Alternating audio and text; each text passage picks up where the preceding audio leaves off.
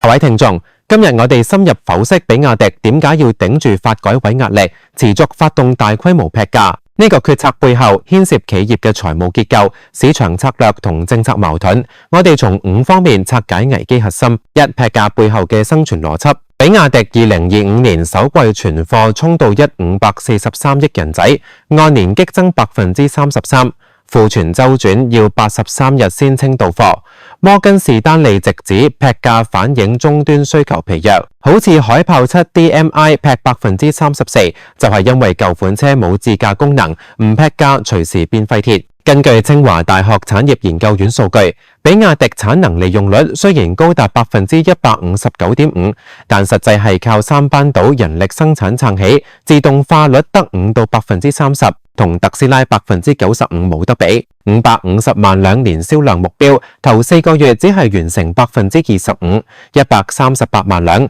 海外仲要面對歐盟關稅同當地廠房延誤，為咗保住深圳西安廠房嘅產能利用率，劈價散貨成為唯一出路。根據比亞迪年報，2022年產能暴增108%，2023年再加52%，但自動化升級追唔上擴張速度，焗住靠人海戰術谷產量。應付賬期長達275日，比2021年拖多39%，仲要逼供應商2025年減價10%。山東經銷商濟南干城爆煲，揭穿經銷商抵押新車合格證借錢周轉嘅行業潛規則。雖然比亞迪官方話係經銷商盲目擴張，但內部文件顯示廠方持續調整經銷政策，令現金流壓力爆煲，形成廠壓庫、經銷商借貸、消費者中伏嘅死亡循環。單係山東事件已經造成5到7億壞賬。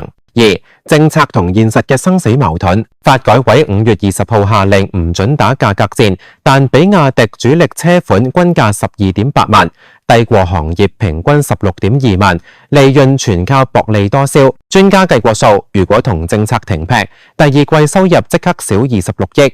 淨利率由5.4%插到4.1%，更加致命係財務費用激增883%，反映佢哋靠借貸維持現金流，根本冇本錢跟政策玩。雖然研發投入創新高，首季142億，但 L3 自駕滲透率得18%，落後小鵬35%，成條街。結果新車一出，舊款就要劈價23%清貨，形成追技術、舊貨滯銷再劈價嘅死亡螺旋。好似秦 Plus DMI 自駕版上市之後，舊款即刻減2成，搞到二手車價半年跌3成，車主慘變人肉電池。為避歐盟17到37%關稅搞中國零件 GI1 海外組裝，但匈牙利同巴西廠延誤半年，海外毛利率由28%跌到19%，焗住喺中國劈價補貼。根據路透社數據，海外銷量佔比得15%，根本頂唔住國內劈價戰嘅失血。3、唔劈價即死嘅3重危機。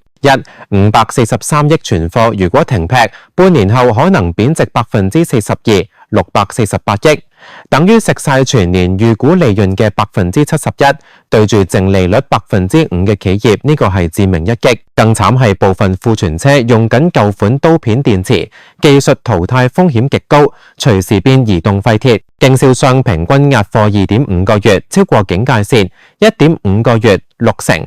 如果停劈，周轉由45日拖到68日，負債率過90%嘅經銷商隨時集體違約。參照山東案例，單一地區爆煲已經造成5到7億壞賬，全國過萬間 4S 店，若果3成出事，隨時引爆300億壞賬潮。應付賬佔總負債38%，銷量一跌拖數仲犀利。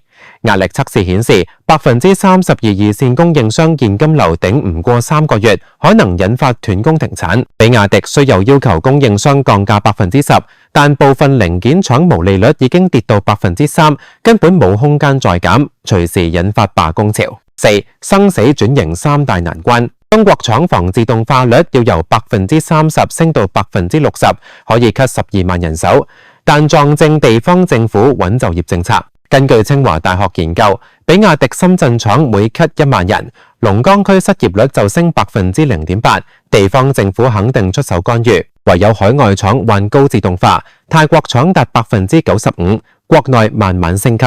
學特斯拉將刀片電池 5.0 專攻仰望系列售價20萬以上，避免技術紅利被平價車攤薄。但問題係高端車研發成本驚人，而家仰望系列佔比唔夠5%，要撐起成間廠根本冇可能。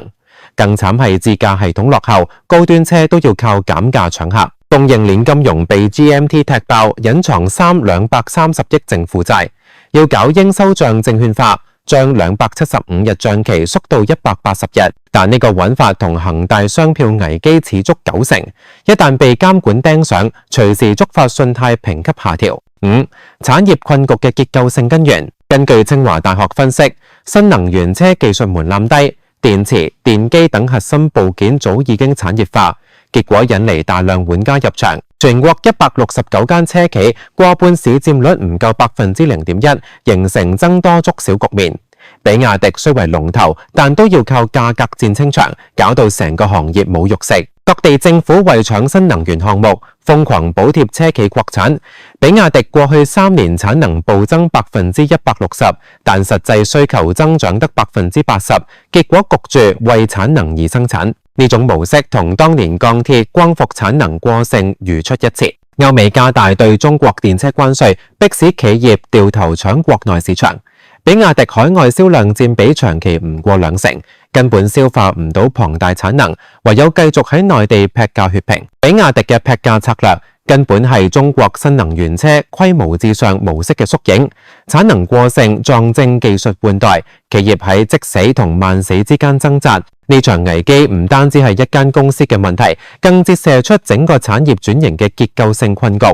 地方政績驅動嘅盲目擴張、核心技術突破乏力同全球化受挫3重夾擊之下，中國製造業升級正經歷最痛陣痛期。本內容由人工智能全自動生成，僅供參考，唔構成任何投資或消費建議。